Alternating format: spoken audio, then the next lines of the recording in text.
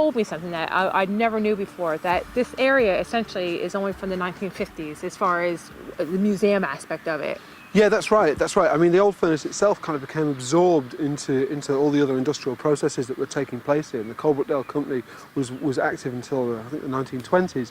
And then after that, other companies took it over and they carried on the industrial work here, but in a very different way. So really, the furnace that we see now was effectively dug up. It was kind of excavated from a built-up, floor layers and what have you, of the kind of the detritus and the debris of castings that were taking place all around here. This is pretty much the heart of the story that we tell here at Ironbridge. This is a furnace that was originally, as you can see from the date here, was originally established in the early 1600s. It was a water-powered blast furnace. It would have originally been fueled with charcoal, taken from the surrounding wooded hillsides, been powered by water. Behind the dam wall here, the pool was used to power the water wheel. Now, when Abraham Darby arrived here in the very early 1700s, two developments he brought with him. The first one was the use of mineral fuels. He started using coke as opposed to charcoal to fire his furnace. And the second one was the casting process that he developed, which was an early form of mass production. Now, these two things really had an impact on the rest of the world, and certainly an impact on the trajectory of the Industrial Revolution as it was to go forward. It freed up industrial sites like this from having to be in essentially rural, quite remote places, and allowed the Industrial Revolution to spread further over to the west, to the big industrial cities of, say, Birmingham, what have you. Coal and coke could be far more easily transported than charcoal ever could.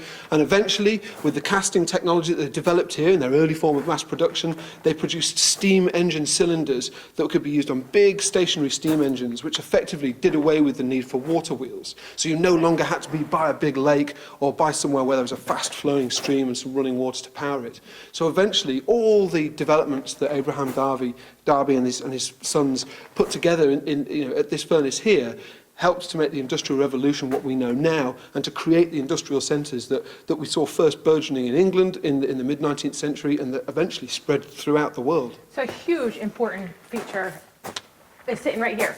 Absolutely. On this location. And as far as Museomix, you're okay with somebody coming in and doing something about it? Yeah, what we've got here is a structure. This is a brick structure, and you can see it's been added to over many, many periods. So you can see one of the earlier lintels here, and we can see subsequent lintels when the furnace was expanded. So what you've got is a structure that's not been static. It's a dynamic structure. It's something that's expanded to take into account new developments.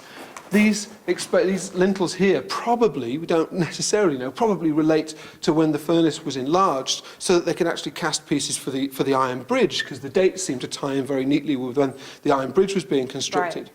But there's processes, there's people, there's activity, and there's action that all took place here. And right now it's a relatively static piece that we have covered over. There's so much history. There's so much history, and what we want to do is bring the life back in here. This would have been a hive of activity. There would have been people working around here round the clock when the furnace was in blast. It would have been hot, it would have been sweaty, it would have been difficult, and there's lots of relatively complex processes that we need to try and explain in the most comprehensible and the most easy to understand way.